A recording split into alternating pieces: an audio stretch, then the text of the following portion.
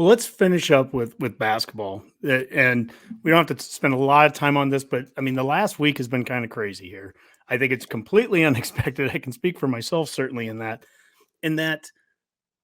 what happened about 10 days ago, the announcement came out that Trev was going to retain Fred, and that didn't shock me. In fact, really, the discussions I was having with people I talk with, I'm like, we know how Trev handled the Scott Frost situation. I kind of envisioned something similar. He's going to give him every opportunity to succeed. You have to come to me with a plan. He's not going to try to add 18 million to the dead money pool already that we have out there.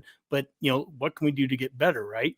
Well, now that we've seen the last week, and I'm going to just show the Big Ten turning right now, we've moved up to 13th. Ahead of Minnesota in the final standings. We'll play Northwestern to start off on Wednesday night. And, look, I'm not trying to predict a 5-day run that's going to send us into the NCAA tournament, but Brandon, just seeing what you've seen here over the last week, first off, how surprised are you by it? And how far can this team go? Quite surprised. And, at the time that Trev made the announcement he did, I wasn't surprised either, but things had gotten pretty bleak. Like, back in January, you're kind of like looking ahead at the schedule and you're like, how many conference wins are even here potentially for this Nebraska basketball team? And it just kind of kept nosediving. And for me, it's been an example of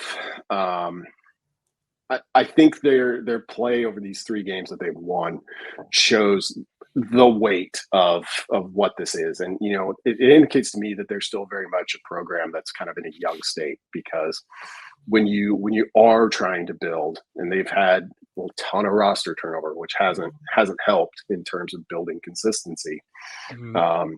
You sort of need a little bit to go right early on. I think it helps you. It helps expedite that process.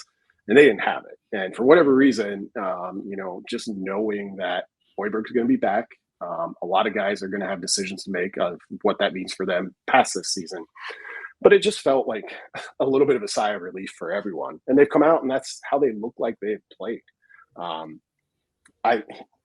Nebraska, prior to what unfolded Sunday evening, it looked like they're going to be matched up with Penn State.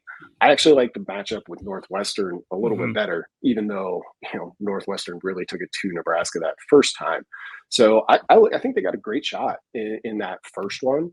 And you go there, and then you've got Iowa after that, which was this was a lot of Big Ten games, but their 2 against the Hawkeyes was one where they were pretty good for about 30 minutes.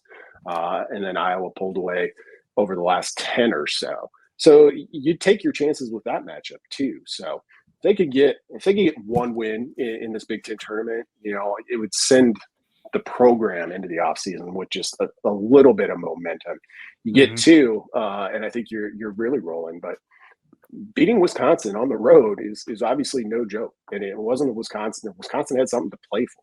Obviously, an outright Big Ten title that Nebraska prevented them from getting. So the talent level has always been there for Nebraska. It's just been, for whatever reason, it has coalesced. And winning without either McGowan's, for the second half of that game effectively was something I would have thought that there's no way, just not possible. Yeah, I saw. How did you? How were you screaming at your TV as much as I was about? I mean, and I've never been so passionate about Nebraska basketball as I would say yesterday was peak passion for me watching that game, because it literally felt like the refs were doing this on purpose. I mean, they were in the double bonus by the 16-minute mark in the second half, right? I mean, that's unheard of. I don't care what level you're playing, right? Like, I don't care if it's peewees all the way up to the pros. You do not see teams getting into, you don't see teams getting into that at any level that quickly. And all of a sudden it felt like it.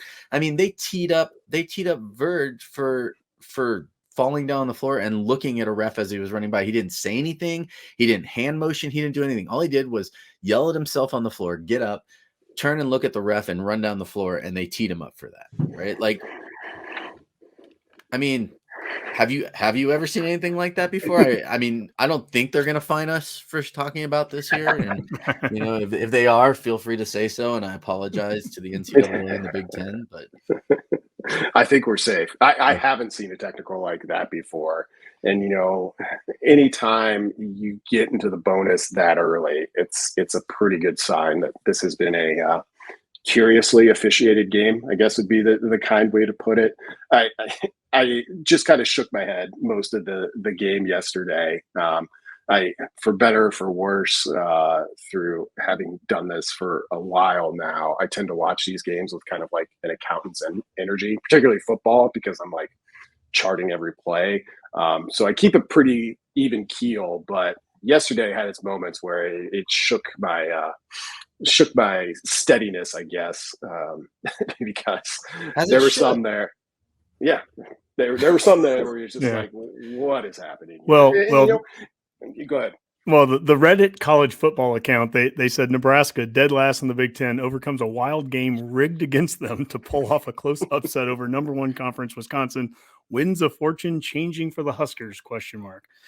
It's not a bad way of looking at it. It was and I talked about this a little bit yesterday on our post game recap, our rapid reaction. Thank you, Honke. And I'm getting up there in age, and I mentioned it too. Like when I was a kid, while Nebraska football was something that was always in my household from family, because my grandfather's from Nebraska.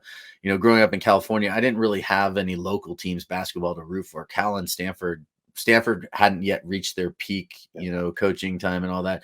And so I'm watching the 86 tournament with Steve Kerr and, the Arizona Wildcats and Lute Olson coaching. So I've been an Arizona fan, for so long. And I felt that kind of passion for the Husker basketball team yesterday, like watching them play and like thinking like, oh my God, the whole world is just out to get these guys and they're playing their hearts out. And it's been, I'd have to say, I watched every game this season, and that was probably for me, like the turning point to where I probably won't miss another game again for the foreseeable future. I mean, and I'll be looking forward to Husker basketball without any self-paved optimism that being part of the show brings, right? Like this is like something where now I'm going to be like following the recruiting, everything, because it really seems like, again, the confidence that they put into Hoiberg then turn like the rest of these guys like, okay, this is going to be our coach next year. Like we better start doing something or we're not going to be playing. They're going to replace us. Right. And it really felt like that. I don't know if you got that feeling, but that's kind of the way it's been the last 3 games, right? Where it's like, all of a sudden these guys realize, okay, this guy's going to be here next year. So if we want to come back, we better put in a little bit more extra effort, because otherwise we won't be back. Yeah, I think so. For me, I had some concerns. It didn't look like Nebraska when they had their really rough stretch and, won one Big Ten game. Like, in my view, it wasn't a team that defended hard all the time. And that really bugged me. There was a lot of kind of individual play. Like you could see, Hoiberg's a big, like, stats optimized basketball guy, so you know that they know where they want to get their shots. They know how they want to do it. They know the pace that they want to play with. And that's all backed by their basically philosophy to that. And it just was a team that couldn't consistently execute it. And then it was like a switch flipped, and who knows why. I think it made me stop and say, well, the only kind of new thing here was a known fate for the head coach. So what does that mean for the team as a whole? And it indicates to me that maybe there were gains happening for Nebraska that were hard to see, like even much harder than football. We're not talking, 1-score losses every time out. Basketball seemed to be like 30 minutes of pretty good basketball, and then inevitably, a bigger, stronger Big Ten team would just kind of slowly distance themselves. So it's made me much more curious about the future for Nebraska basketball. See if they actually have something here, or if it's just kind of a 4 or 5 game blip.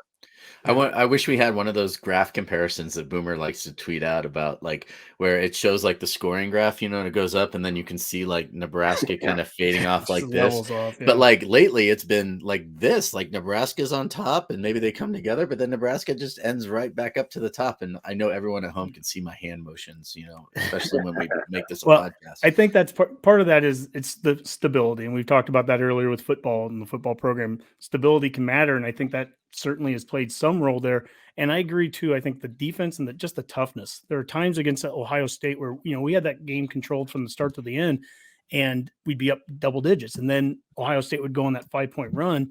And you get this, there's a little bit in the pit of the stomach, like, oh, okay, well, this is going to be where they get that run to get the lead, but it never happens.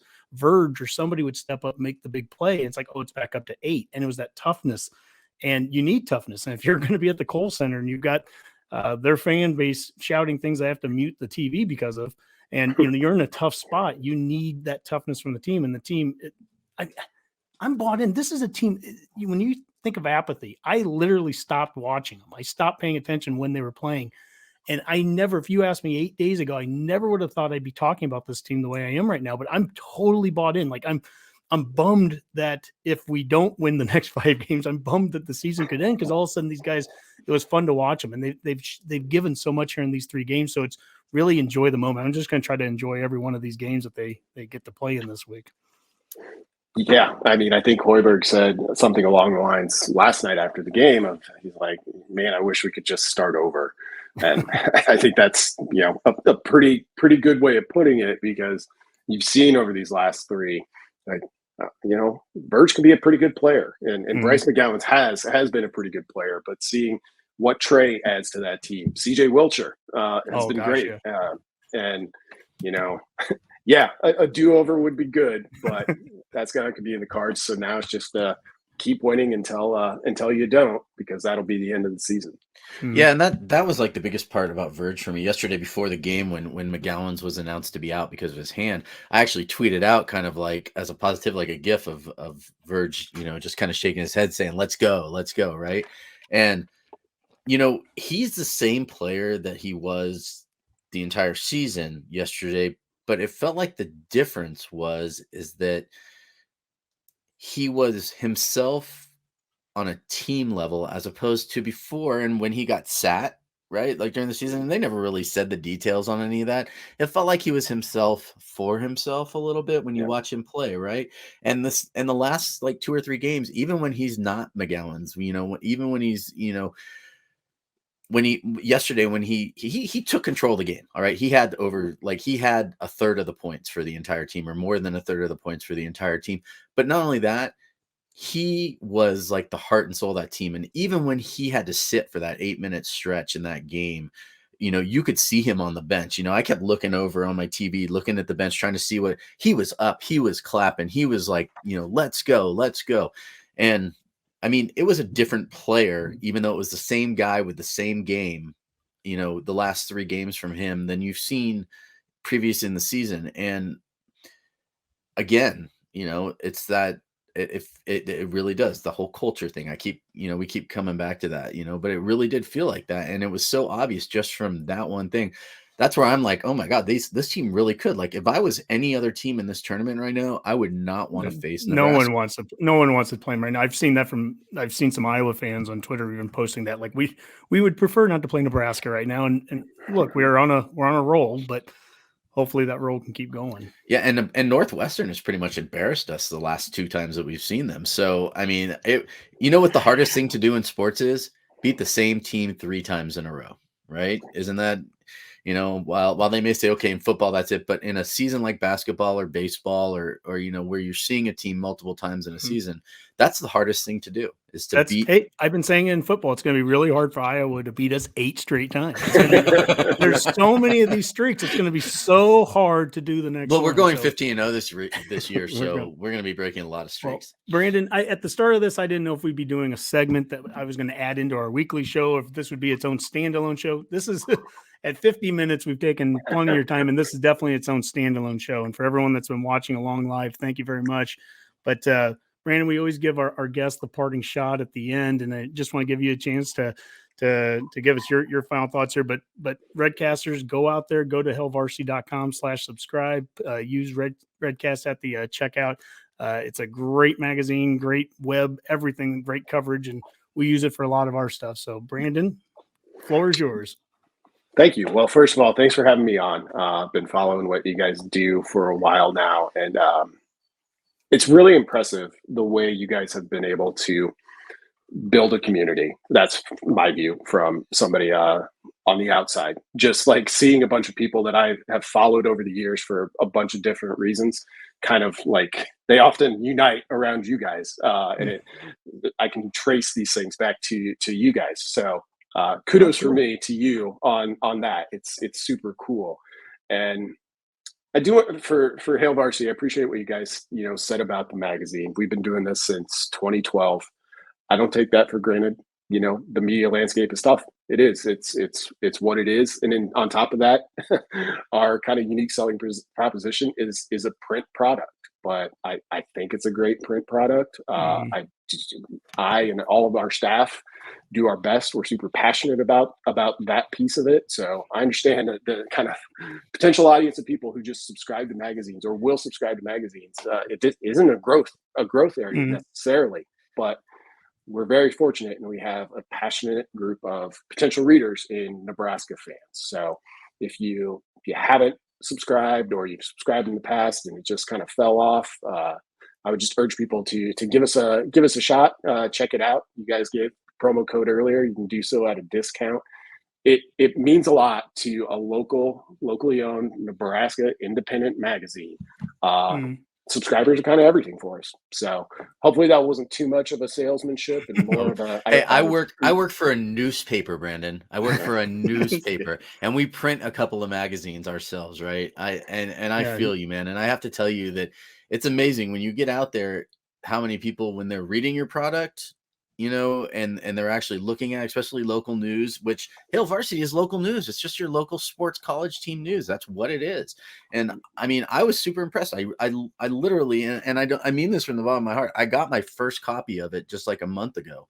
And I was so impressed with it. I was just like, wow, this is awesome. I can totally get behind this. It was such a difference once you're holding it in your hand and you're looking at the articles and reading through them. So you guys are doing a great job over there, and it's educational, it's relevant, and I love it. Yeah, the quality, that honestly, the quality of the print, the quality of the paper, the quality of the photos. I took a sports media class a couple years ago on campus, and Aaron Babcock was one of the guys that came in and spoke during it, and he talked about how he got started and how he started up Hail Varsity and how important that was, and passionate the quality and the visual element it is, and it just totally changes the game when you can see it like that. So Redcasters, I mean, we're not just talking out of our rear. I mean, this is legit, and go out there and get yourselves the Hail Varsity. But Brandon, again, thank you so much, and hopefully we'll have you on more here. We'd love to, we'd like to partner with Hail Varsity as much as we can with the Herd stuff, and we'd love to talk with Greg Smith on recruiting, talk with Aaron Sorensen. I did a Husker 101 a couple years ago with Mike Babcock. That was a blast, and just a great cast of characters over there. A lot of talent over at Hail Varsity. So thank you so much. Yeah, I appreciate it. And stick around for a second after we end the broadcast here, because we'd love to just give our thanks and stuff. So yeah, sure. So, anyways, Redcasters, thank you so much for listening, and until the next time, that's another Go Big Redcast. Go Big Red. GBR.